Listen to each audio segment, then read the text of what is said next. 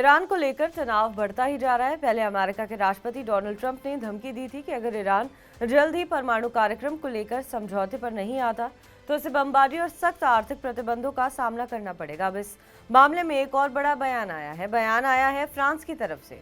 France के विदेश मंत्री जीन नोएल बैरोट ने चेतावनी दी है कि अगर ईरान के परमाणु कार्यक्रम पर नया समझौता नहीं हुआ तो हालात इतने बिगड़ सकते हैं कि सैन्य टकराव लगभग तय माना जा सकता है। उनका कहना है कि कूटनीति के लिए समय बहुत कम बचा है और अगर जल्द ही कोई हल नहीं निकला तो टकराव निश्चित ही है।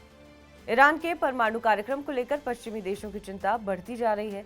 2015 में हुए joint comprehensive plan of action समझौते के तहत ईरान पर लगे प्रतिबंधों में राहत दी गई थी, बशर्ते वो अपने परमाणु कार्यक्रम को सीमित रखे। मगर 2018 में अमेरिका के तत्कालीन राष्ट्रपति डोनाल्ड ट्रंप ने समझौते से खुद को अलग कर लिया और ईरान पर फिर से कड़े प्रतिबंध लगा दिए। इस फैसले के खिलाफ उस वक्त भी रूस और चीन ईरान के साथ खड़े थे। अमेरिका के इस समझौते से अलग होने के बाद से ही ईरान ने अपने यूरेनियम संवर्धन की सीमा को पार कर लिया, जिससे अंतर्राष्ट्रीय चिंता बढ़ गई। फ्रांस समेत यूरोपीय देश अब इस मुद्दे को हल करने की कोशिश कर रहे हैं।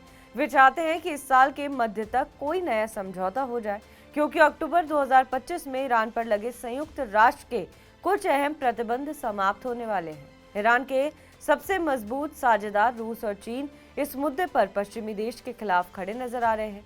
रूस के विदेश मंत्री सर्गेई लावरोव और चीन के विदेश मंत्री वांग यी ने मंगलवार को ही मॉस्को में मुलाकात की, जहां उन्होंने ईरान के परमाणु कार्यक्रम को लेकर चर्चा की। ये जानकारी रूस के विदेश मंत्रालय ने मंगलवार देर रात दी थी।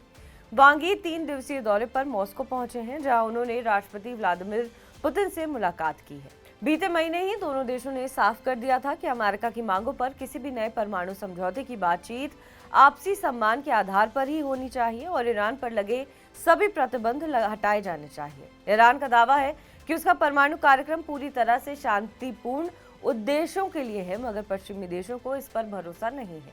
अमेरिका और यूरोप के लिए ईरान की बढ़ती यूरेनियम क्षमता खतरे की घंटी है। अगर आने वाले महीनों में कोई नया समझौता नहीं हुआ तो पश्चिमी देश ईरान के खिलाफ सैन्य कार्रवाई कर सकते हैं।